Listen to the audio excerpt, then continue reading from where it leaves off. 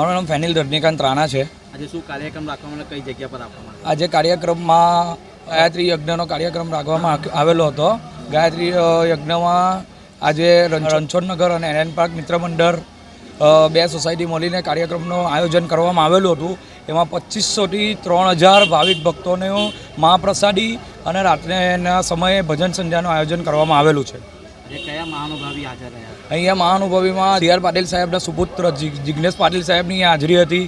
તેમ છતાં લતા રાણા, કોર્પોરેટર શ્રી વિજય ચોમલ અને નાગરભાઈ પટેલ સાહેબની પણ અહીંયા હાજરી હતી. આજે તમે લોકોને શું સંદેશો આપશો? આજે અમે લોકોને આ મીડિયા ચેનલ માધ્યમથી એ સંદેશો આપવા માગું છું કે તમે પણ સોસાયટીઓમાં થી માંડીને તમારે અમુક જગ્યા જ્યાં તમને એવું લાગે કે આપણો હિન્દુત્વનું એ જળવાઈ રહે, તમે પણ આવા પ્રોગ્રામો કરો જેનાથી આપણી સંસ્કૃતિ અને લોકો ભેગા થાય ને લોકોને એક સમાજ માટે સંદેશ સારો મળે એવી જ લોકોને મીડિયા ચેનલ પાર્ટનરથી અમે ભાવના રાખીએ છીએ અને કહેવા માંગીએ છીએ.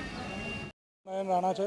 આજે શું કાર્યક્રમ રાખવામાં કઈ જગ્યા પર આપવામાં? આજે એલન પાર્ક રણછોડનગર મિત્ર મંડળ દ્વારા ગાયત્રી માતાનું હવનનું આયોજન કરેલ છે, જેમાં આ 11 વર્ષનું કાર્યક્રમ છે અને મહાપ્રસાદીનું આયોજન કરેલું છે. મહાપ્રસાદીની અંદર 2500થી 3000 માણસોની પ્રસાદી ગ્રહણ કરશે. આજે કયા મહાનુભાવી આજે હાજર રહ્યા?